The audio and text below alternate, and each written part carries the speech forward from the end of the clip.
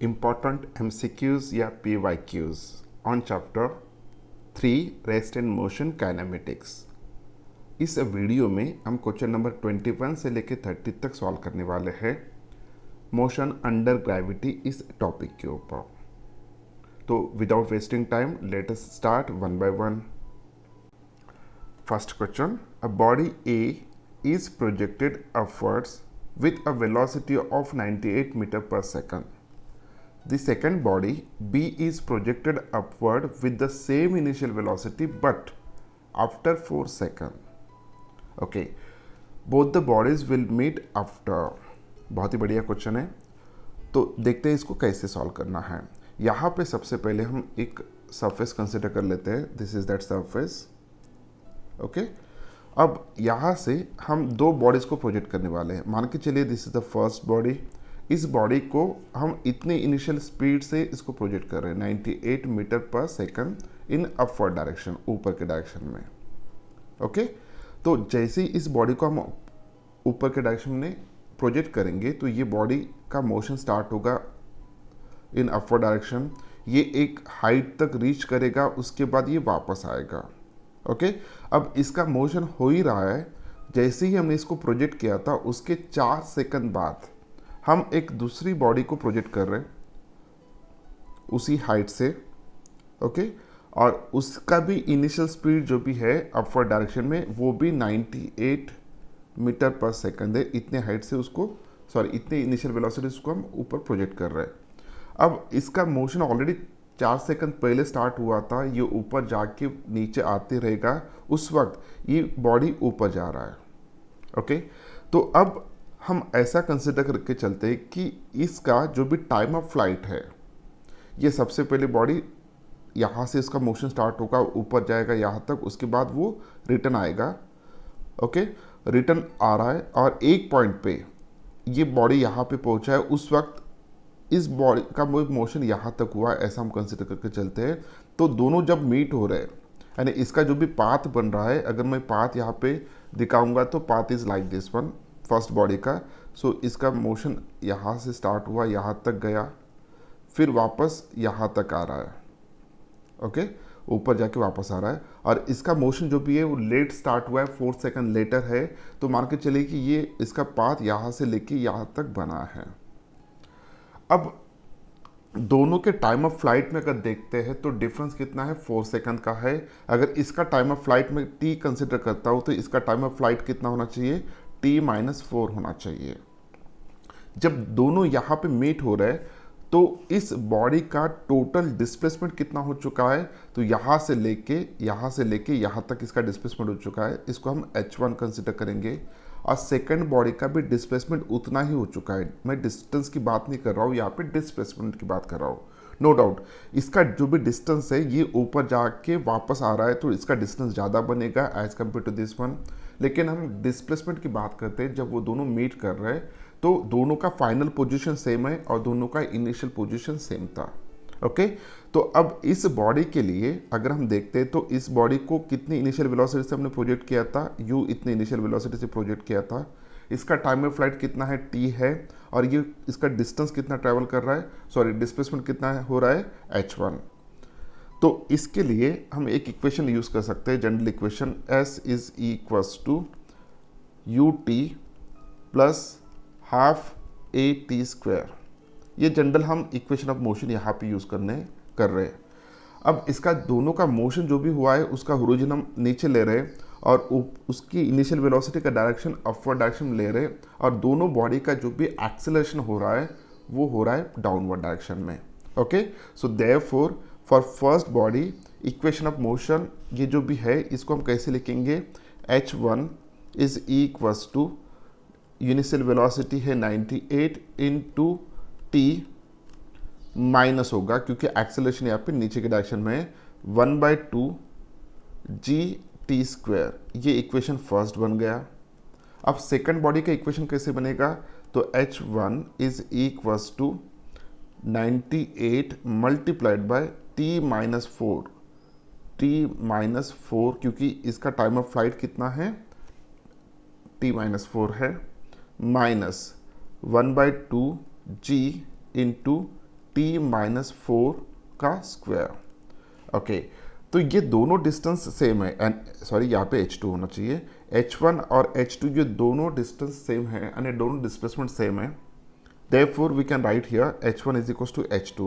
जब हम h1 is equals to h2 करेंगे तो डेफिनेटली यहाँ पे टी स्क्वायर का जो भी टर्म होगा वो कैंसिल आउट हो जाएगा, सिर्फ टी के फॉर्म में यहाँ पे बचेगा। जब इन दोनों इक्वेशन को सॉल्व करेंगे, सॉल्व करने के बाद टी की वैल्यू जो निकल के आएगा it is equals to 12 second. Okay, तो बहुत ईजी है, इन दोनों की इक्वेशन को आपको सॉल्व करना है। तो answer D is correct one. Next question, two bodies of different masses MA and MB are dropped from two different heights A and B. The ratio of time taken by the two to cover this distance are.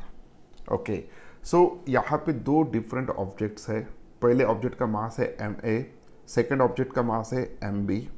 Okay, दोनों यहाँ पे drop कर रहे हैं, means दोनों की initial velocity कितना है, 0 है, और दोनों जो भी ड्रॉप कर रहे हैं वो डिफरेंट हाइट से हम ड्रॉप कर रहे हैं। अब फाइंड आउट करना है कि the ratio of the time taken by the two cover this distance, यानी इन दोनों का टाइम ऑफ फ्लाइट का रेशियो हमें फाइंड आउट करना है।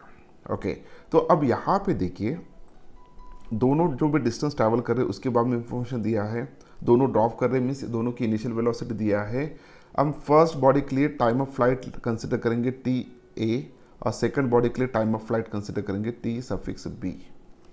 ओके, तो अब यहाँ पे यही इक्वेशन यूज करेंगे, S is equals to U T plus half A T square, लेकिन अंडर ग्रेविटी है इसलिए ए की जगह पे जी आ जाएगा, और दोनों हाइट से हम ड्रॉप कर रहे हैं, फर्स्ट केस जो हमने थ्योरी में पढ़ा था। तो उसके लिए ये जो भी आएगा h is equals to U T plus half G T square, क्योंकि ओरिजिन ऊपर होने की वजह से जी की वैल्यू हम पॉजिटिव लेंगे। ओके, तो अब इस दोनों केस में जो भी इनिशियल वेलोसिटी है वो 0 है, तो ये इक्वेशन अगर कोई भी ऑब्जेक्ट ड्रॉप करते हैं तो ये इनिशियल वेलोसिटी 0 होने के कारण इस टर्म की वैल्यू 0 होगा। तो this is equals to half G T square. Okay, अगर टी के फॉर्म में इस इक्वेशन को हम लिखते हैं तो टी इज इक्वल्स टू कितना आना चाहिए, ट्वाइस एच अपॉन जी, ये रूट में आ जाएगा। So T is equals to under root of twice H upon G. अब फर्स्ट बॉडी के लिए जो भी टाइम ऑफ फ्लाइट रहेगा this should be equals to under root of twice A upon G, क्योंकि जो भी डिस्टेंस ट्रैवल कर रहा है फर्स्ट बॉडी वो ए दिया है, और सेकंड बॉडी के लिए जो भी आएगा T B is equals to under root of twice B upon G, twice B upon G. Okay, तो अब इन दोनों का रेशियो निकालना है। अगर दोनों को रेशियो निकालते हैं तो यहाँ पे कितना आएगा, सो therefore the ratio between these two ta suffix tb is equals to under root of a by b. So this is a required answer. The ratio जो भी आ रहा है option C is correct one. Next question, a stone is dropped into water from a bridge 44.1 meter above the water. Another stone is thrown vertically downward 1 second later. Both strike the water simultaneously. What was the initial speed of the second stone? जब भी कोई problem दिया जाता है तो उस problem के wording में बहुत कुछ छुपा होता है, जो भी स्टेटमेंट्स होते हैं। तो यहाँ पे देखिए, जो फर्स्ट स्टोन है जिसको हम ए स्टोन कहेंगे, वो सिर्फ ड्रॉप किया जा रहा है, यानी फर्स्ट उनकी इनिशियल वेलोसिटी कितना है, 0 है, और कितना डिस्टेंस ट्रैवल करने वाला है जब वो एक ब्रिज से हम थ्रो कर रहे हैं वाटर को रीच करने तक, तो यहाँ पे उसका डिस्टेंस ट्रैवल हो रहा है 44.1 metre. Okay, another stone is thrown vertically downward 1 second later, यानी उसके बाद जो सेकंड स्टोन है वो यानी एक फर्स्ट स्टोन को ड्रॉप करने के बाद सेकंड स्टोन को ड्रॉप करने के लिए जो भी टाइम लग रहा है इट इज़ 1 सेकंड। अब दोनों के दोनों स्टोन्स जो भी है वाटर को साइमल्टेनियसली रीच कर रहे हैं। Okay, so initial velocity find out करना है, क्योंकि सेकंड स्टोन के बारे में जब बात हो रही है, इस वर्टिकली थ्रोन किया है, सम इनिशियल वेलोसिटी उसको थ्रो किया है। ओके, तो इसमें हम ऐसा कंसिडर करके चलते हैं कि ये फर्स्ट स्टोन है जो इस हाइट से हम उसको ड्रॉप कर रहे हैं अप टू दिस वाटर, ये वाटर का वाटर है, ऐसा कंसिडर करके चलते हैं। अब फर्स्ट स्टोन जो भी डिस्टेंस ट्रैवल कर रहा है यहाँ से लेके यहाँ तक का, वो डिस्टेंस की वैल्यू यहाँ पे दिया है विच इज़ इक्वल्स टू 44.1। तो h की वैल्यू यहाँ पे दिया है 44.1 मीटर। ओके, अब टाइम ऑफ फ्लाइट हम t कंसिडर करेंगे और अंडर ग्रेविटी फॉल हो रहा है, ओरिजिन ऊपर है और नीचे के डायरेक्शन में इनिशियल वेलोसिटी है, तो उसके लिए हम acceleration due to gravity g लेंगे। और for this stone initial velocity जो भी होगा वो 0 होगा। ओके, तो हम यहाँ पे इक्वेशन ऑफ मोशन का यूज़ करके लिख सकते हैं h is equals to ut, जो कि 0 है u की value for this stone, plus half gt square. This is equals to half into G की वैल्यू यहाँ पे हम 9.8 लिख लेते हैं, 9.8 into T square. Okay, so this is equals to, ये कितना होता है बेटा, h की वैल्यू कितना है 44.1। अब जब इसको सॉल्व करेंगे तो टी स्क्वायर की वैल्यू निकल के आएगा which is equals to 9.8, sorry हम टी स्क्वायर लिख रहे हैं, तो यहाँ पे टी स्क्वायर की वैल्यू आएगा 44.1 मल्टीप्लाइड बाय 2 डिवाइडेड बाय 9.8। अगर t की वैल्यू हम निकाल देते हैं तो t की वैल्यू आएगा under root of this one. Okay, so 44.1 multiplied by 2 upon 9.8। जब हम इसको सॉल्व करेंगे, सॉल्व करने के बाद ये जो भी वैल्यू आएगा it is under root of 9 आएगा। सो दिस देयरफॉर t की वैल्यू जो भी आएगा रूट ऑफ 9 की वैल्यू होता है 3 सेकंड। ओके, सो इसके लिए टाइम ऑफ फ्लाइट की वैल्यू निकल के आ गया है 3 सेकंड। अब यहाँ पे जो भी स्टेटमेंट किया गया है उसके हिसाब से जो भी सेकंड स्टोन हम ड्रॉप करने वाले हैं, ओके, तो इसको ड्रॉप करने के बाद 1 सेकंड के बाद इसको हम ड्रॉप करेंगे। तो अगर इसका टाइम ऑफ फ्लाइट 3 सेकंड है तो इसका टाइम ऑफ फ्लाइट कितना बनेगा, तो फॉर दिस सेकंड स्टोन अब हम पैरामीटर लिखते हैं, तो टाइम ऑफ फ्लाइट बन रहा है 2 second, acceleration due to gravity downward direction में है, इनिशियल वेलोसिटी हमें फाइंड आउट करना है। ओके, इसकी इनिशियल वेलोसिटी हमें फाइंड आउट करना है, तो ये सभी पैरामीटर्स पता है और h कितना है वो भी पता है which is equals to 44.1 metre. तो यही इक्वेशन ऑफ मोशन हम यूज करेंगे। So therefore here h is equals to ut plus half gt square which is equals to u की वैल्यू कितना है हमें फाइंड आउट करना है, t की वैल्यू कितना है 2 सेकंड होगा, प्लस 1/2 इंटू 9.8 इंटू 2 का स्क्वायर होगा 4। ओके, और ये इक्वल कितना है h है, तो h की वैल्यू कितना है यहाँ पे 44.1 मीटर। जब हम इस इक्वेशन को सॉल्व करेंगे अब, ओके, इस इक्वेशन में u मल्टीप्लाइड बाय 2 यानी 2u is equals to 2u plus 4.9 multiplied by 4 is equals to 44.1 metre. जब सॉल्व करेंगे तो सॉल्व करने के बाद u की वैल्यू जो निकल के आएगा, so u is equals to 12.25 metre. तो इतना वैल्यू निकल के आ रहा है, तो correct option is A1। Next question, a body is thrown vertically upwards. If the air resistance is to be taken into account, then the time during which the body rises is equal to the time of fall, less than the time of fall, greater than the time of fall, twice the time of fall. अब यहाँ पे जब भी हम किसी object को ऊपर throw करते हैं तो अगर एयर रेजिस्टेंस है, वहाँ पे एयर प्रेजेंट है, तो उसका रेजिस्टेंस प्रोड्यूस होगा, उसको हम एयर ड्रैग बोलते हैं। ओके, सो जब ऑब्जेक्ट नीचे से ऊपर जा रहा है, यहाँ से लेके ऊपर जा रहा है, तो उस वक्त यहाँ पे एयर रेजिस्टेंस जो भी होगा वो डाउनवर्ड डायरेक्शन में एक्ट होगा। एयर रेजिस्टेंस या एयर ड्रैग जो भी है वो हमेशा अपोजिट टू द वेलोसिटी रहता है, यानी पार्टिकल या ऑब्जेक्ट ऊपर के डायरेक्शन में मूव रहा है तो रेजिस्टेंस नीचे के डायरेक्शन में एक्ट होगा। ओके अगर ऑब्जेक्ट नीचे आ रहा है तो रेजिस्टेंस ऊपर के डायरेक्शन में एक्ट होगा। और इसके बारे में यानी ऑब्जेक्ट नीचे से मैक्सिमम हाइट रीच करने के लिए जो भी टाइम लग रहा है उसको हम टाइम ऑफ असेंट बोलते हैं, और ऊपर से नीचे आने के लिए टाइम ऑफ डिसेंट बोलते हैं। ओके तो यहाँ पे हमने ऑलरेडी इन दोनों के लिए रिलेशंस देखे थे थ्योरी में।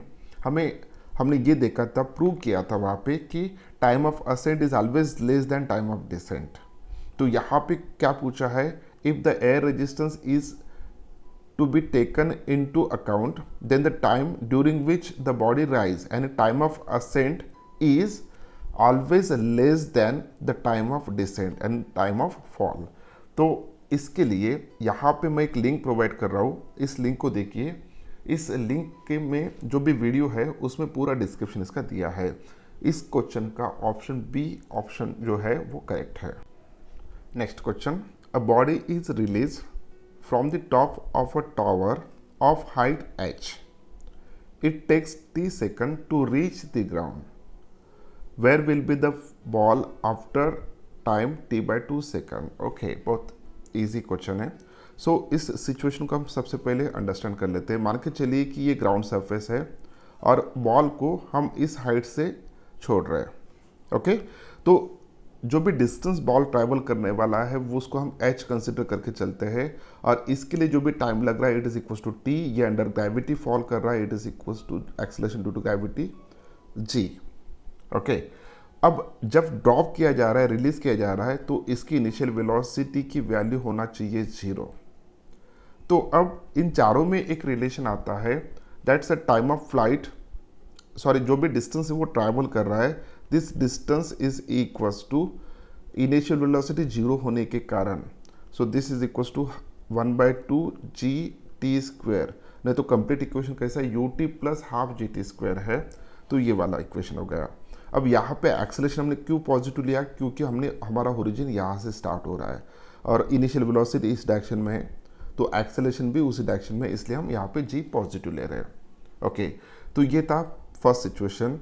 अब इनका कहना है कि अगर जब हमने बॉल को रिलीज किया तो आफ्टर t/2 टाइम, ओके पूरा ग्राउंड तक आने के लिए कितना टाइम लग रहा है t, लेकिन आधे टाइम में बॉल कहाँ तक पहुंचा होगा। ओके तो ऐसा इमेजिन करके चलते कि आधे टाइम में बॉल यहाँ तक पहुंचा है।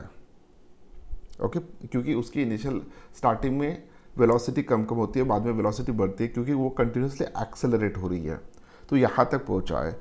तो यहाँ से लेके यहाँ तक का जो भी डिस्टेंस है हम x कंसिडर करके चलते हैं। अब x इतना डिस्टेंस ट्रैवल करने के लिए उसको टाइम कितना लग रहा है t/2, और एक्सेलरेशन कितना है g है, इनिशियल वेलोसिटी की वैल्यू कितना है 0 है। अब इन पैरामीटर के बेसिस पे हम एक इक्वेशन लिख सकते हैं, x is equals to half into G into t/2 का स्क्वायर। ओके t/2 का स्क्वायर।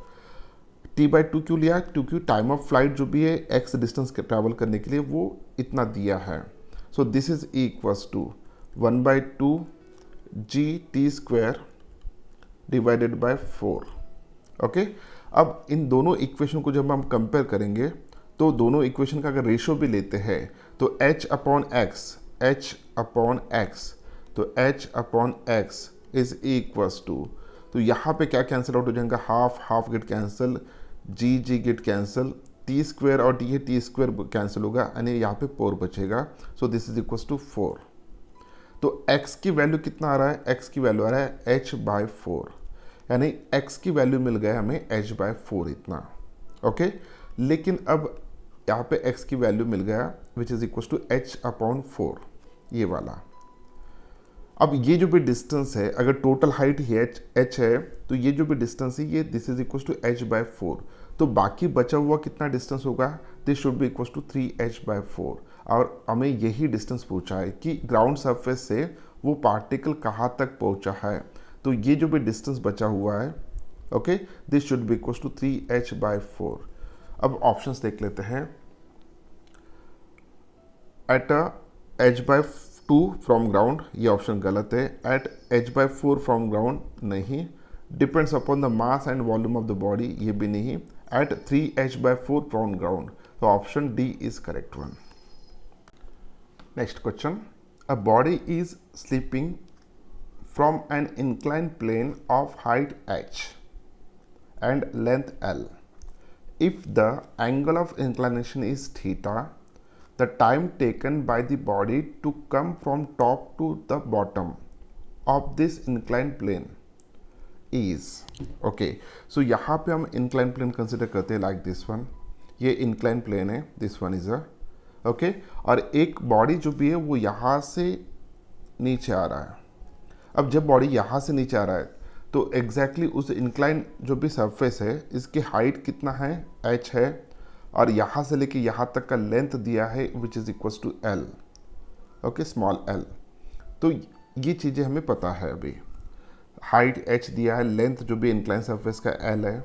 ओके, अब हमें पता है कि एक्सेलरेशन ड्यू टू ग्रेविटी जो भी होता है वो हमेशा डाउनवर्ड डायरेक्शन में होता है.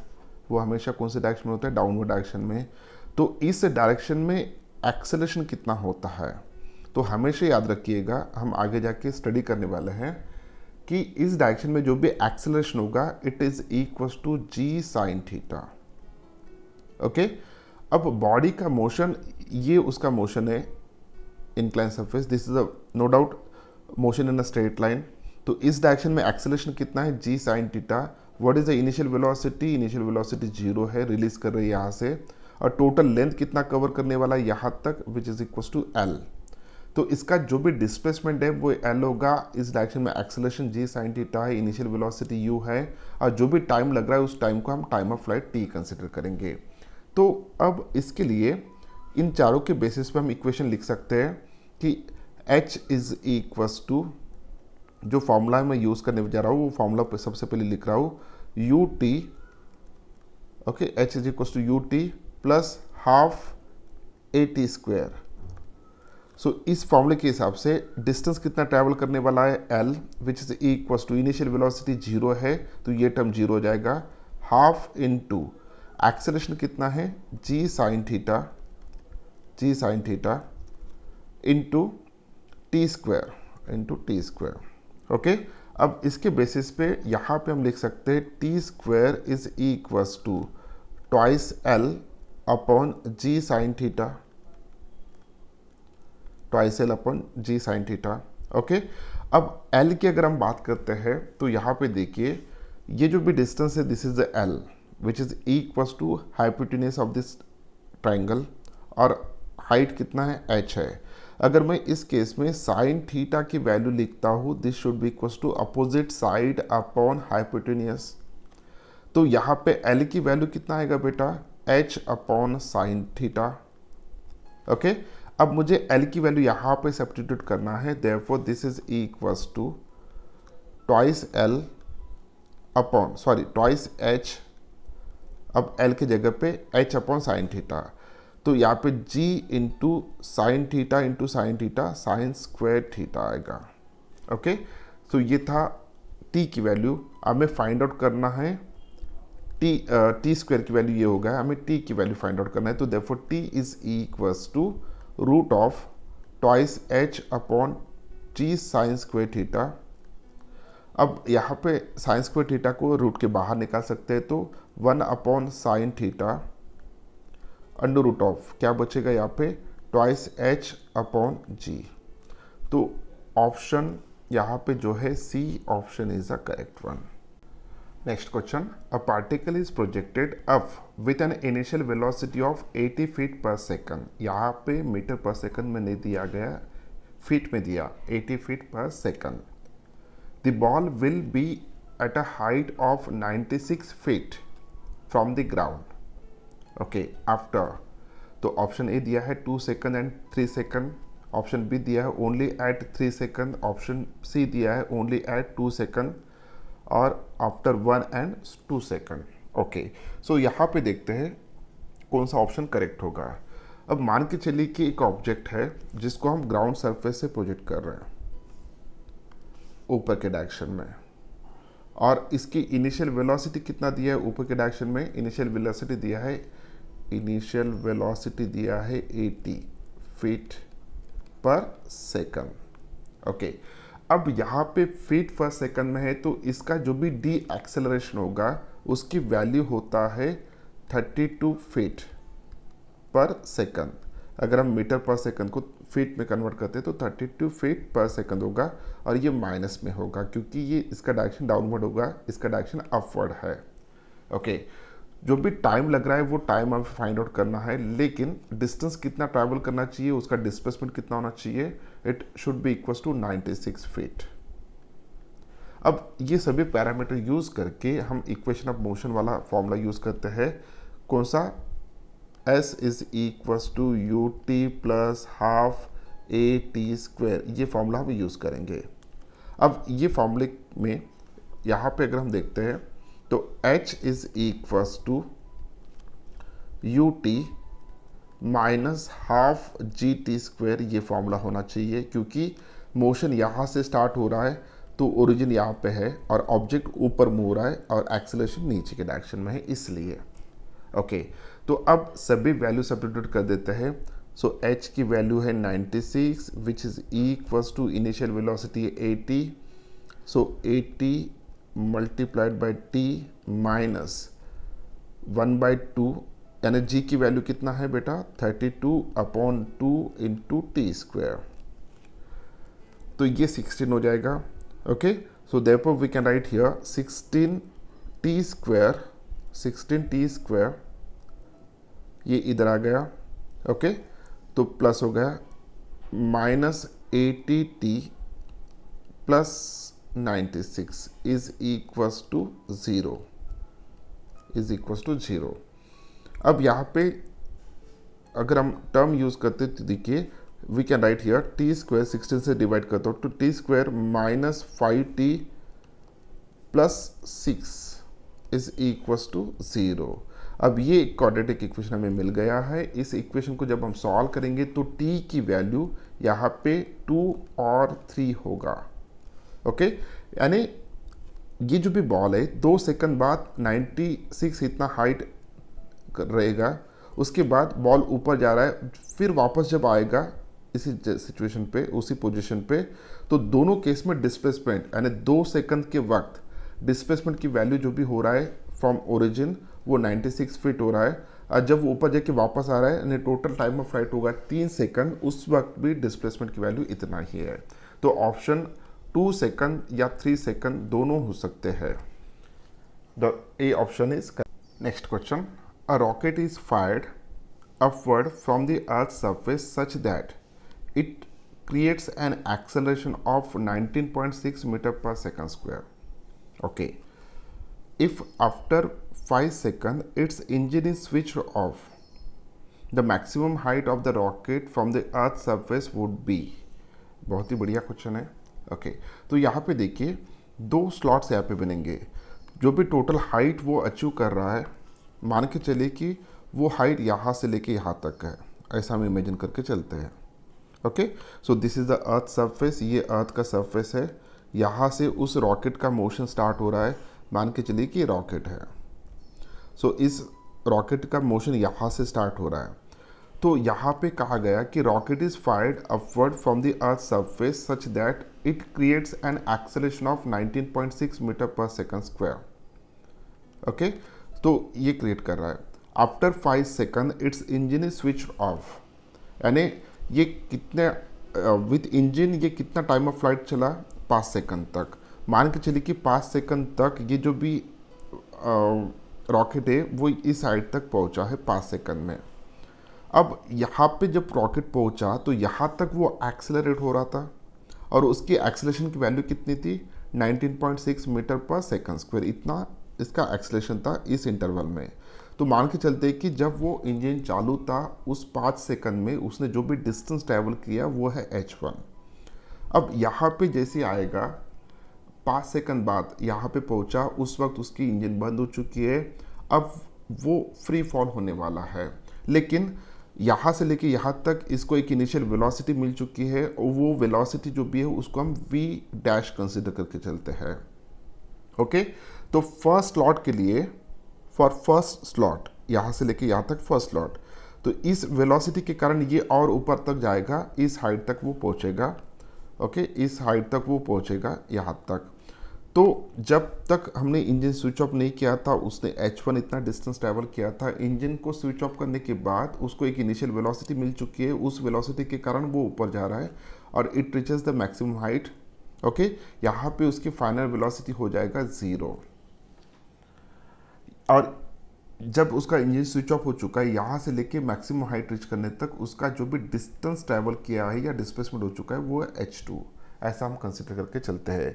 तो यहाँ पे टोटल 2 स्लॉट है। So this is the first situation, this one is the second situation. Okay, अब फर्स्ट सिचुएशन के बारे में हम सोचते हैं। तो फर्स्ट सिचुएशन में जो भी एक्सेलरेशन था उसका, तो वो कितना था 19.6 मीटर पर सेकंड। अगर इसको जी के टर्म में लिखते हैं तो this is equal to 2 times of G. Okay, और इसका डायरेक्शन कैसा था, ऊपर के डायरेक्शन में। अब रॉकेट की इनिशियल वेलोसिटी कितना था बेटा, इनिशियल वेलोसिटी था 0 और इतना एक्सेलरेशन हो रहा था।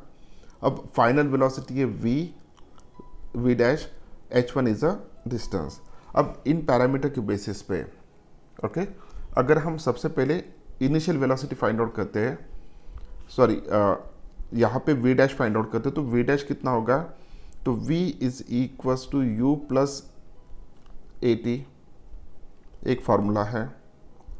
ओके, अब इस फॉर्मूला के बेसिस पे v डैश, यानी पहले सिचुएशन के लिए हम यहाँ पे लिख रहे हैं v dash is equal to 0 plus acceleration कितना है 2g, टाइम कितना है 5 इंटू 5, तो this is equal to 10 into जी।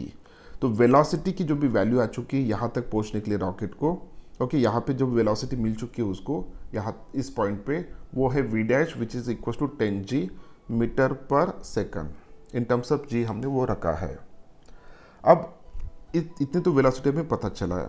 अब ये हाइट कितना अचीव किया होगा उसने, तो हाइट के लिए हमें फॉर्मूला पता है, इनिशियल वेलोसिटी 0 होने के कारण, तो h इज इक्वल्स टू, या h1 is equals to, initial velocity 0 था इसलिए पहला टर्म 0 आएगा, half into g T square. Okay, अब यहाँ पे half into a T square, acceleration कितना है 2g है, तो 2 इंटू जी और टी स्क्वायर होगा 25। सो this is equals to 25 into ji. Okay, और जी की वैल्यू हम कितना लेंगे 9.8 लेंगे। अगर 9.8 ले रहे तो ये जो भी निकल के आएगा this is equals to 245 metre. तो H1 हमें मिल चुका है। तो H1 की वैल्यू कितना है 245 मीटर, 245 मीटर इतना वैल्यू H1 का है। अब सेकंड सिचुएशन हम कंसिडर करते हैं, जैसे कि इंजन को स्विच ऑफ किया गया तो उस वक्त तक उसको एक वेलोसिटी मिल चुकी है, और ये वेलोसिटी अब हम इनिशियल वेलोसिटी कंसिडर करेंगे उसका, और इनिशियल वेलोसिटी की वैल्यू कितना है 10g है सेकंड सिचुएशन में। फाइनल वेलोसिटी की वैल्यू कितना है 0 है। वो कितना डिस्टेंस ट्रैवल कर रहा है, h2 इतना डिस्टेंस ट्रैवल कर रहा है। ओके, अब इसके लिए यहाँ पे फॉर्मूला हम यूज़ करेंगे। हमें क्या क्या पता है सेकंड सिचुएशन में, एक बार मैं यहाँ पे शॉर्ट में लिख लेता हूँ। हमें फाइनल वेलोसिटी पता है, इनिशियल वेलोसिटी पता है जो कि v डैश है, फाइनल वेलोसिटी 0 है, h2 इतना डिस्टेंस ट्रैवल कर रहा है और ये अंडर ग्रेविटी फॉल कर रहा है, और ग्रेविटी की डायरेक्शन नीचे होने के कारण हम माइनस लेंगे। तो इन चारों में एक फॉर्मूला आएगा, that is equal to v square is equal to u square, v square is equal to u square plus twice as। This is a general formula. अब ये फार्मूला हम यहाँ पे अप्लाई करते हैं तो यहाँ पे क्या होगा, सो v स्क्वायर यानी फाइनल वेलोसिटी स्क्वायर जो कि 0 है, 0 square is equals to u square, यानी इस सिचुएशन के लिए इनिशियल वेलोसिटी v डैश है which is equals to 10g। तो 10g का स्क्वायर, 10g का स्क्वायर माइनस होगा 2 into G into distance h2। Okay, अब यहाँ पे ये तो 0 स्क्वायर होगा, 10 इंटू जी का whole square minus 2g into h2। अब g की वैल्यू 9.8 सब्स्टिट्यूट करके h2 की वैल्यू अगर हम फाइंड आउट करते हैं तो h2 जो भी निकल के आएगा it is equals to 490 metre, 490 metre. तो यहाँ पे h2 की वैल्यू निकल के आया which is equals to 490 metre. तो h1 की वैल्यू कितना है 245 और h2 की वैल्यू कितना है 490 मीटर। अगर दोनों को हम कंबाइन करते हैं तो टोटल हाइट जो भी रीच कर रहा है this is equal to h1 plus h2 which is equal to 490 plus 245, तो ये हो जाएगा 735 मीटर। ओके, तो option D is correct one. इस वीडियो का last question, 2 stones of different masses are dropped simultaneously from the top of a building। मेरे ख्याल से क्वेश्चन रिपीट हुआ है। ओके, ठीक है। अगर 2 stones है of different masses are dropped simultaneously from the top of the building, then A option, smaller stone hit the ground earlier, larger stone hit the ground earlier, both stones reach the ground simultaneously। Okay, which of the stone reaches ground earlier depends on the composition of the stone। so option C is correct one। लेकिन option C कब correct होगा? अगर हम air resistance को neglect करते हैं तो। Okay, सो ये था लास्ट क्वेश्चन जिसका ऑप्शन हमने ऑलरेडी यहाँ पे दे दिया है, और इसके बारे में मेरे ख्याल से ये क्वेश्चन रिपीट हुआ है। इसके पहले की वीडियो में क्वेश्चन आ चुका है, ये गलती से डबल आ चुका है। ओके, सो उम्मीद करता हूँ कि वीडियो आपको अच्छा लगा। अगर वीडियो अच्छा लगा तो इस वीडियो को लाइक कीजिए, अपने दोस्तों के साथ शेयर कीजिए। अगर आप नीट की प्रिपरेशन या JEE की प्रिपरेशन कर रहे हो तो बहुत सारे वीडियोस आने वाले हैं। हम इस चैनल के ऊपर कंसेप्ट्स पढ़ा रहे हैं। SC वर्मा सर की किताब में जितने भी कंसेप्ट्स हैं उनको 1 बाय 1 ले रहे हैं, और साथ ही साथ उसके रिलेटेड MCQs भी हम यहाँ पे सॉल्व करने जा रहे हैं।